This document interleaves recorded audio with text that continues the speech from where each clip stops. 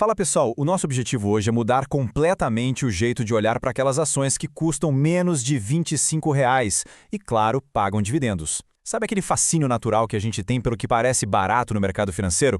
Pois é, mas sem a lente certa, sem aquela análise fundamentalista, o barato pode sair muito, muito caro. Hoje, nós vamos desvendar como estruturar esse raciocínio usando dados reais.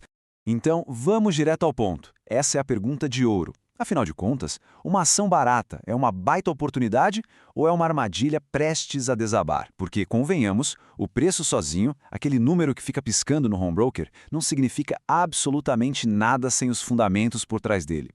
Olhar só para a etiqueta de preço é como tentar avaliar se um livro é bom só pela espessura da capa. Para separar o joio do trigo de verdade, a gente precisa adotar uma mentalidade de detetives analíticos.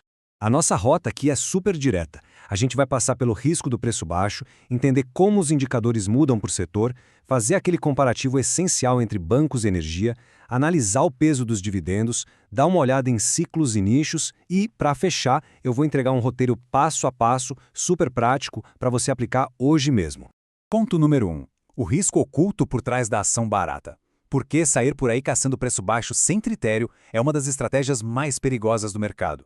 A diferença entre esses dois cenários é simplesmente brutal. Imagina uma empresa negociada a, digamos, R$ 5. Ela é caríssima se a gestão executa o plano mal e basicamente destrói o capital investido. Isso é a verdadeira armadilha. Por outro lado, a oportunidade surge quando a gente encontra esse mesmo preço baixo, mas apoiado por fundamentos fortíssimos e uma alocação de capital super eficiente. O segredo não é o valor nominal da ação, sabe? É entender o que a empresa faz com o dinheiro que entra no caixa e como ela bate de frente com os concorrentes. E é exatamente aí, na hora de comparar, que a gente chega ao segundo ponto. Os indicadores mudam por setor. Usar a mesma régua para o mercado inteiro é um erro clássico de principiante. A nossa lente de análise precisa mudar dependendo do terreno em que a gente está pisando. Por exemplo, se o foco for bancos, a lupa tem que estar no retorno sobre o patrimônio, o famoso ROI. E, claro, na qualidade da carteira de crédito. Afinal, não faz o menor sentido olhar estoque de um banco, concorda? Já para as construtoras, a conversa muda totalmente para margens de lucro e posição de caixa, garantindo que elas aguentem os solavancos das taxas de juros. E nas indústrias cíclicas, tipo petróleo e celulose, bom, aí o que dita quem sobrevive e quem afunda é a capacidade de gerar caixa forte e de não deixar a dívida sair do controle quando os preços internacionais caem. Para provar como essa mudança de foco é essencial na vida real, vamos para o nosso terceiro ponto, comparar bancos e energia, lado a lado. Isso ilustra brilhantemente a nossa tese. De um lado, a gente tem bancos como o ABC Brasil ou o Banrisul, onde o risco de inadimplência e a rentabilidade do patrimônio são as estrelas da festa. Do outro lado, pega uma empresa de energia como a Taesa. No setor de transmissão, o negócio todo é sustentado por contratos regulados que, pasmem, muitas vezes duram 30 anos. Por causa dessa garantia colossal de receita, ter uma dívida na casa de 3 vezes o EBITDA operacional é perfeitamente normal e saudável para eles. Mas olha, se a gente visse essa mesma alavancagem num banco, seria um sinal de alerta vermelho quase desesperador.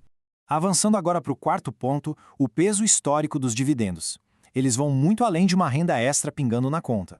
8,55%. Esse é o dividend yield que a gente vê na Taesa, por exemplo. Um pagamento maciço e previsível desse nível não cai do céu. Ele é o resultado direto daquele modelo altamente regulado e de longo prazo que acabamos de discutir. No fim das contas, dividendos altos assim sinalizam uma operação super madura, com uma previsibilidade de caixa incrível que consegue se manter em pé independente da bagunça na economia.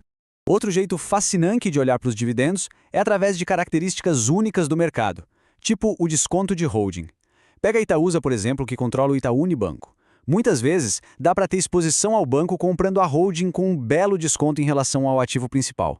E o que acontece na prática? Esse abismo de preço acaba gerando um dividend yield proporcionalmente maior para quem está comprando a holding. É uma ineficiência que vira uma chance de ouro para capturar valor e renda ao mesmo tempo. Mas os descontos vêm de várias formas. 3,4 vezes, um índice de preço sobre lucro assim como o do Banrisul, significa basicamente que o lucro de pouco mais de 3 anos paga o valor inteiro da empresa. Loucura, não é? O mercado joga esse desconto gigantesco na mesa por causa do medo de interferências políticas na estatal e, claro, pelos impactos econômicos que o Rio Grande do Sul sofreu recentemente. Contudo, mesmo com todo esse desconto, o banco continua lucrativo e distribuindo bons dividendos. Isso mostra pra gente que o medo generalizado muitas vezes precifica o ativo bem abaixo do valor real que ele gera. Quinto ponto da nossa jornada, entender como atuar em um nicho específico ou dominar uma fase do ciclo de negócios é o que blinda a segurança de uma empresa. Um exemplo perfeito dessa blindagem é a PetroReconcavo, atuando nos famosos campos maduros de petróleo. Isso é crucial de entender. Ao invés de torrar bilhões em exploração lá no meio do oceano com uma incerteza absurda, a empresa foca em campos no Nordeste que já tem a infraestrutura todinha pronta. É como assumir o negócio rodando. Com isso, os custos ficam super previsíveis, eles reduzem a dívida, mantêm o caixa bombando e fogem daquela volatilidade pesada de exploração, pagando ótimos dividendos, mesmo não sendo uma petroleira gigante. E o mais incrível do mercado é ver como cada empresa constrói a própria fortaleza. A Klabin tem quase um monopólio no Brasil de craftliner, aquele papelão essencial para o e-commerce, gerando um caixa absurdo. A EasyTech se protegeu focando no altíssimo padrão da construção em São Paulo e opera com caixa líquido positivo. A Ferbasa domina o mercado de cromitas, se aproveitando de energia barata na região dela. O BMG mira no crédito consignado, que derruba a inadimplência para quase zero porque já desconta no contra-cheque, e a Marco Polo está colhendo uma melhora gigantesca de margens no mercado de ônibus, praticamente sem dívida. São nichos absurdamente defensivos contra as crises macroeconômicas. Finalmente chegamos ao sexto ponto. É hora de pegar toda essa teoria, todos esses exemplos e transformar num método claro e prático. Então, o ponto crucial é rodar essa análise em 4 passos simples. Anota aí.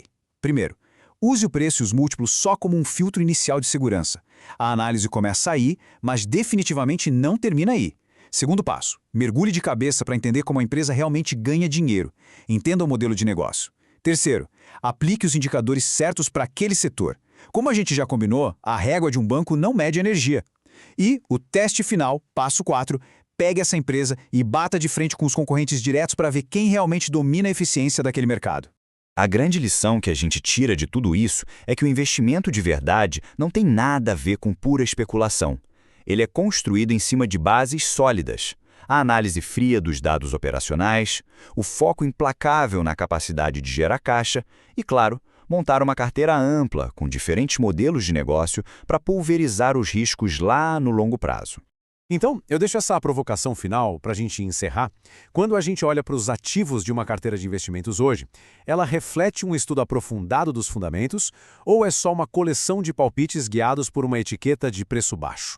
Quando a gente domina essas ferramentas de análise, o mercado deixa de ser um lugar de apostas e passa a ser um campo de oportunidades sólidas e consistentes. É isso. Um grande abraço e até a nossa próxima análise.